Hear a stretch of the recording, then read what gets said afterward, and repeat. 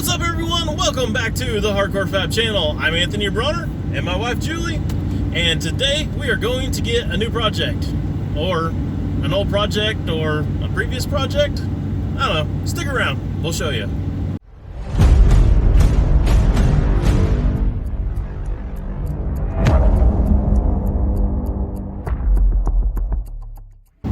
So we're headed to Lincoln, Nebraska today. Go pick up one of our very first builds as a couple and as Hardcore Fab. Yeah, it was our first build about 9 or 10 years ago. We got a 99 Yukon in as trade on the car lot. It was a 4-door, but the short body style. It was a mall crawler is what it really was, but we hacked and whacked it up and turned it into a real crawler. We took off everything underneath it. Started with the bare frame at that point, with all of the suspension being all fabricated in the shop. So much grinding. So much grinding. It was a lot of work. 12 hours of grinding. That's how many hours of grinding I had just on the frame. Right. I remember all of that. It was a mess. Yeah, that sucked. Yeah, we did Did the solid axle swap.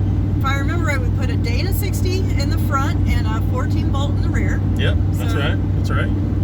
The 14 bolt had a locker in it. The Dana 60 was open, so we ended up Lincoln locking it because we were poor at the time. What do you mean at the time? Okay, we're poor now still, but we did custom bumpers on the front and rear, and we put on our own Hardcore Fab sliders. yeah, the bumpers were made out of a 1/4-inch plate, so we could actually slide those right up the rocks and smash them into all kinds of stuff, and they took a pretty good beating. Yeah, And the sliders were DOM tubes, so those were hella strong too. right. And we put a winch in the front. Actually, we made a winch box and we put a winch mount in the front so we could put it on the front or back. Right, we could put it on front or back, and we could store it inside when you're in a hotel, and you don't have to worry about somebody stealing your winch. Right, and we're wheeling by ourselves when we were going to take it out, so we could put it front or back if we needed to go either direction. That's right. So we put this thing together in probably just a little over a month. We were working crazy hour days on it where we didn't do anything else with our life, like 14 hours a day, and then the last week was like 17, 18 hours a Yeah, day. it was crazy because we knew we wanted to go to SEMA, and we wanted to wheel it to SEMA and back, so it had to be ready to go to the trip. Yeah, so we finished it on a Friday at like 11 o'clock, and by noon we loaded it and just shagged ass and went towards SEMA. Right, but we stopped in Moab, Utah, and wheeled it. Wheeled it along the way, yep. And we slept in it the first night in the mountains of Colorado. that was horrible. We were at like 10,000 feet or something like that on some crazy. pass in November. Yeah. Oh. Yeah, it was not a good idea. That was a bad idea. Well, we saved like $60 on a hotel room or something, right? Right. Not worth it. But we made it. We wheeled it, had fun in Moab, went to SEMA, and then at the apex part of SEMA, We loaded it down full of winches and LED lights and all kinds of tools and things, and then drove it back and wheeled it in Moab again on the way home. With probably 1,000 pounds of junk in the back of it. Good times. Yeah. And I remember that we had those big oversized tires so that we could wheel it anywhere, and that was horrible on the highway.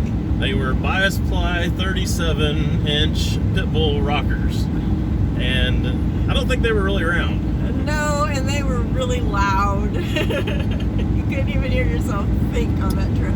It was a short trip, only 25 hours or whatever it was. No big deal. And then you let Brady Scott do some beautiful paintwork on it. It looked gorgeous. And that really actually probably kind of jacked it up for me, because then I felt bad. Holy crap, that semi's gonna smash us.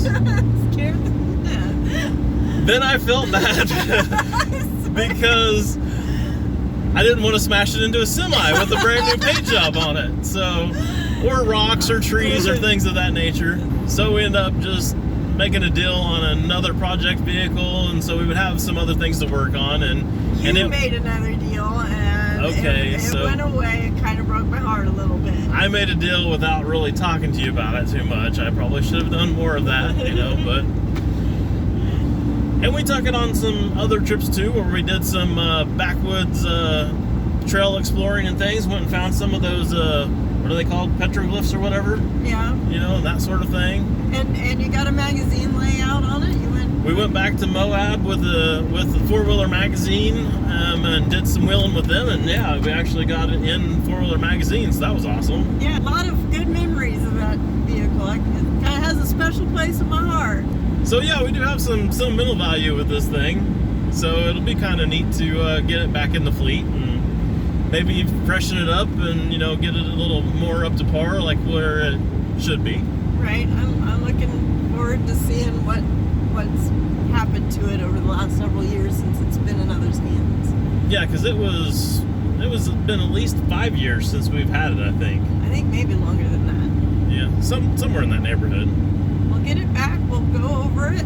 Let's see if it's even worth buying again. Yeah, I guess we got to get up here to Nebraska and just lay eyes on it to begin with and see if it's even something that gets loaded on the trailer. Right. Has it been just totally ragged to hell or what? Yeah, the training might be the least of its problems. I don't know. Well, I've seen it in the pictures, and it doesn't look completely destroyed in the pictures. So, but pictures do not always tell the story. They absolutely do not. Yeah, that's always the case. Well, we made it back to the shop, had some bad weather and stuff, so didn't get any video of driving back or anything like that. I'm horrible at B-roll anyways, so let me just go ahead and give you guys a quick walk around of this thing. So you guys can see right off the bat, Brady's flame job. That shit is cool. There's some of that on the hood as well. I don't know if I can get you up there enough to see it.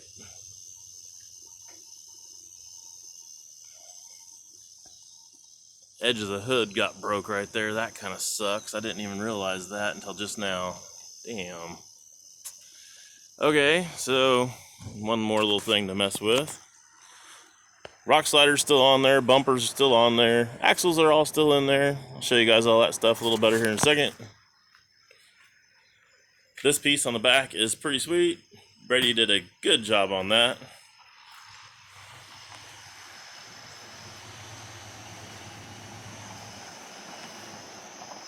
And then the other flames on this side. Those are all pretty cool. Bumper's still in real good shape on the front. Kind of hard to destroy that thing. You can see our hardcore fab mount for the leaf springs. Going down to the Dana 60. Got high steer underneath there. And crossover steering. You can kind of see that over there. Of course, here's these ugly wheels and tires I was telling you about. I'm really kind of surprised that they fit on there. But they're on there. Rock sliders are still there, still say hardcore fab. Need all polished up and repainted. You see what we did on the back. We made new mounts for the back for the leaf springs. Those are still the stock leaf springs. Pretty flat. I can get you a very good angle there, but. And then on the back, we made a shackle flip kit. You can see a better line of that shock on that side. This thing flexes really, really good. Of course, hardcore fab bumper. It's high and tight, so it clears everything pretty good.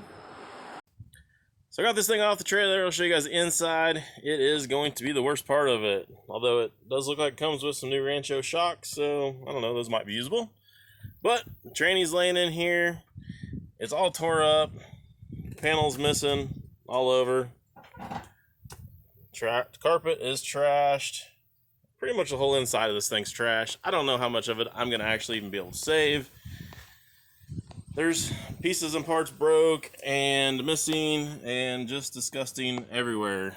It was nowhere near this kind of shape when I got rid of it, but that's what it is today. But this is even worse. The dash is all tore apart. There's wires and crap hanging and stuff kind of everywhere. Seats trashed.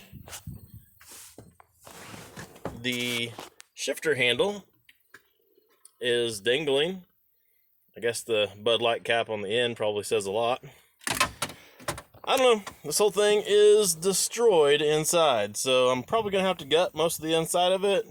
At any rate, this is what I'm working with for now. I guess we're going to have to do a lot of work to this thing to get it back up to par, but should be kind of fun to have it back, and I'll take you guys along the process of doing that, and hopefully we'll be able to get this thing out and have some fun with it again here in the future.